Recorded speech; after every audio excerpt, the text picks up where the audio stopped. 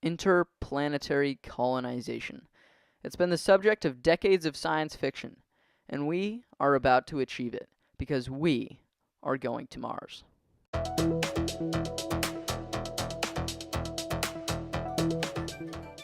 Interest in the red planet has existed for hundreds of years, and starting at the beginning of the 20th century, it took off. Hundreds of comics and articles depicting it as a planet full of red vegetation and alien civilizations captured the public's attention. And several decades later, as the Soviet Union and US battled for space supremacy, aerospace technology skyrocketed. The prospects of visiting the red planet became real. Throughout the 50s, 60s, 70s, and 80s, a seemingly never-ending amount of Mars expedition proposals were released by all nations. Interest was exponentially growing, and countries were actually considering setting up the missions.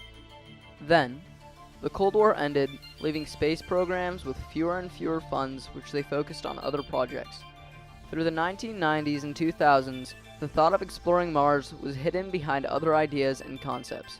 Then, seemingly out of nowhere, in 2010, Barack Obama announced the USA's goal of landing humans on Mars by the mid-2030s. Interest rose out of nowhere, and concepts started being developed again. Just a year later, Mars One was founded, and the aerospace engineering giant Boeing released their official Mars expedition concept.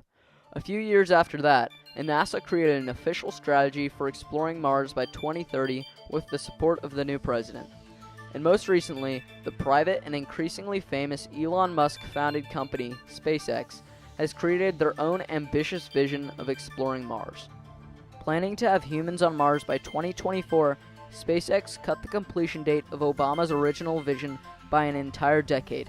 Now, let's see what these plans have in store for us. First, let's look at SpaceX.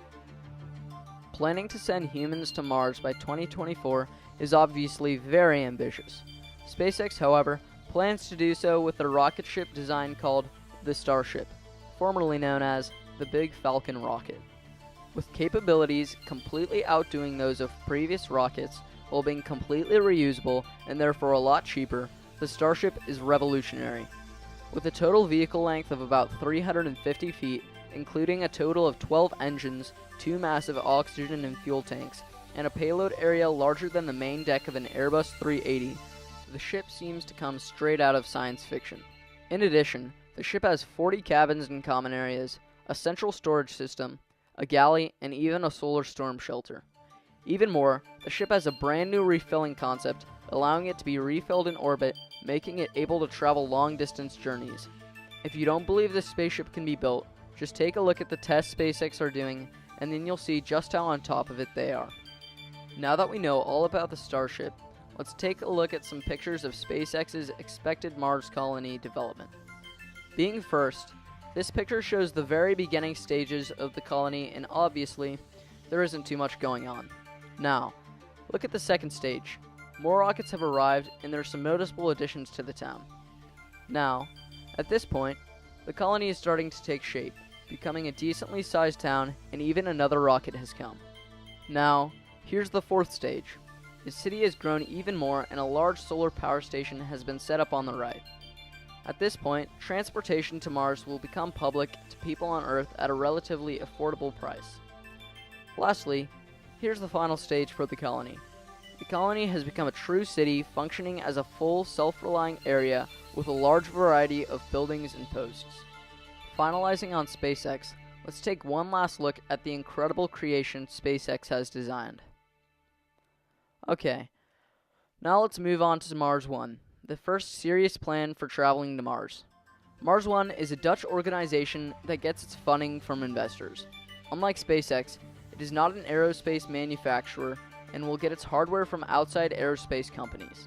Although not as ambitious as SpaceX, with the goal of having humans on Mars by 2032, Mars One still has some cool ideas and is a more settled program with a more detailed roadmap. Unlike SpaceX, Mars One will have a traditional landing module very similar to those used to land on the Moon a few decades ago. Its plan includes a multitude of stages over the next decade and a half.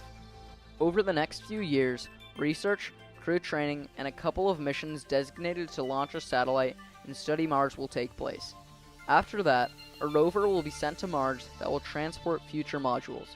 By 2029 and 2030, 6 landing modules will be sent to Mars, and the rover will have assembled them all for the crew. Finally, in 2031, the Mars One crew will leave for Mars and then arrive in 2032 with their base already intact. Now that we've gone over Mars One as well, let's take a look at the Boeing-NASA partnership, which has already established a competitive tension with SpaceX. Just to make things clear, NASA is the space agency that will send people to Mars, while Boeing is the large supplier that backs them. Basically, they have a mutual partnership to get people to Mars and set up their own colony there. Back in late 2017, Boeing CEO Dennis Muilenburg stated that the rockets he would be building for NASA would beat SpaceX to Mars. During the interview, he reportedly said, "I firmly believe the first person that sets foot on Mars will get there on a Boeing rocket." Personally, this competition reminds me of the start of the first space race, which propelled space technology so rapidly, except now it's with private companies. How exciting it would be if this rivalry evolved into a real race for Mars. Now, let's take a look at NASA's plan for Mars. Somewhat surprising and disappointing, NASA's plans for getting humans on Mars is very similar to those of Mars One. They plan to learn more about Mars and set up satellites and rovers within the coming decade, and then finally start colonizing in the 2030s. Based off that information, one would definitely believe SpaceX will win the race to Mars. However, SpaceX's budget for Mars can easily be cut or decreased, whereas NASA and Boeing have much larger, consistent funding backing their plans. Still though, if Boeing wants to accomplish their goal of beating SpaceX, they may be forced to set up their own mission that they can focus on independently. Now that we've learned about the 4 main competitors trying to get to Mars, I'm going to mention a few other smaller Mars missions and plans. Looking towards the future, the United Arab Emirates is also planning to set up a fully functional colony on Mars within 100 years. Obviously though, this is a pretty long time compared to the others.